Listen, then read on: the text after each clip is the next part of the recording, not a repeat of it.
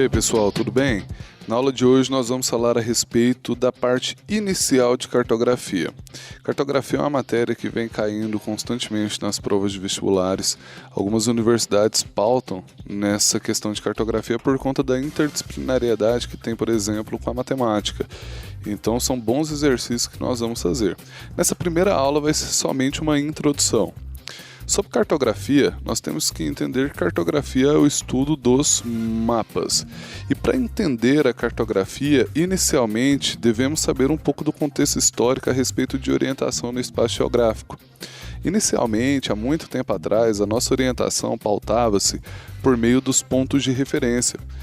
Até irmos evoluindo com uma orientação por meio dos astros, do surgimento da bússola, até a forma de orientação mais precisa que tem hoje por meio dos satélites, com o uso, por exemplo, do sistema de posicionamento global, o GPS.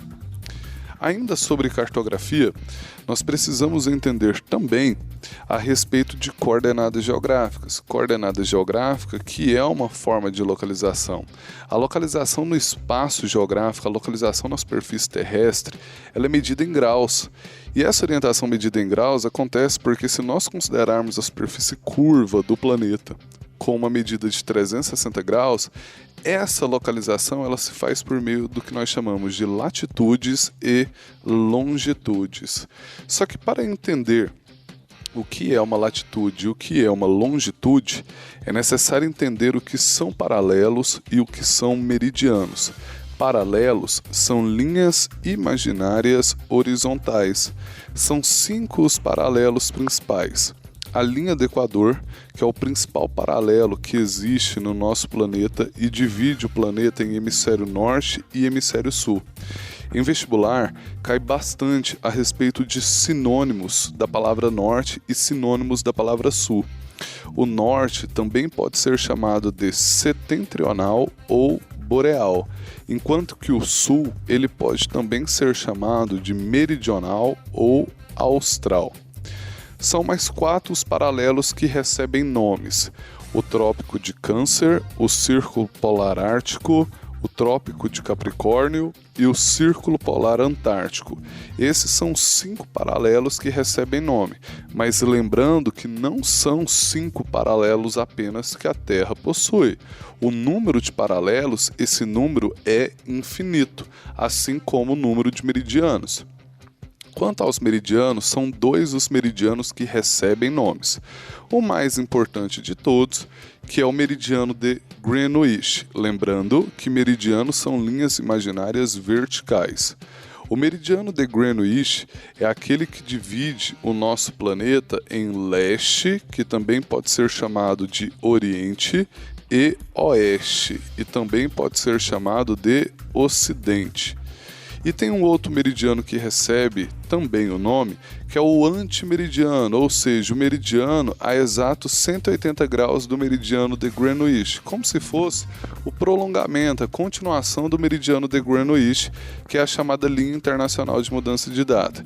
Essa linha internacional de mudança de data vai ser estudada com alguns exercícios quando estivermos falando a respeito de fusos horários. Agora, para entender o que é uma coordenada geográfica, vamos entender então o conceito de latitude e o conceito de longitude. A latitude é uma distância de qualquer ponto da superfície terrestre até a linha do Equador, variando de 0 a 90 graus para norte e de 0 a 90 graus para sul. Agora, se você tiver o dado somente da latitude, não é possível localizar com exatidão um ponto na superfície terrestre. Necessita também da longitude, porque coordenada geográfica é o ponto de encontro entre uma latitude e uma longitude. A longitude é a distância de qualquer ponto da superfície terrestre até o meridiano de Greenwich, que é o ponto referencial, o ponto zero, assim como é a linha do Equador para a latitude.